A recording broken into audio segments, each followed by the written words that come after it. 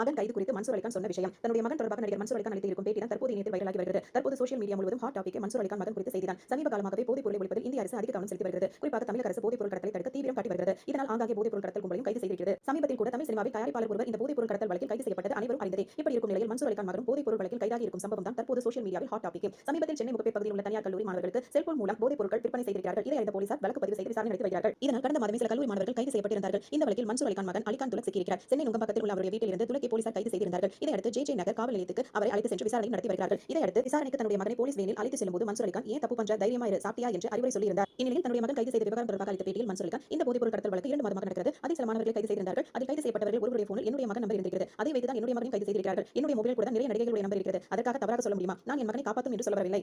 என் மகன் சிகரெட் பிடிப்பான் என்று இப்போதுதான் தெரிகிறது. இந்த இடுக்கு பள்ளி கல்லூரி சந்தை மார்க்கெட் என தமிழ்நாடு முழுவதும் போதைப் பொருள் எப்படி வந்தது? கிலோ கணக்கில் பிடிக்கிறார்கள், கோடி கணக்கில் பிடித்ததாக சொல்கிறார்கள். அதெல்லாம் எங்கிருந்து வந்தது, எப்படி வந்தது, எங்குதான் போகிறது? இதனால் இளைஞர்கள் தான் அதிகமாக பாதிக்கப்படுகிறார்கள். டாஸ்மாக் கடைகளை மூட வேண்டும்.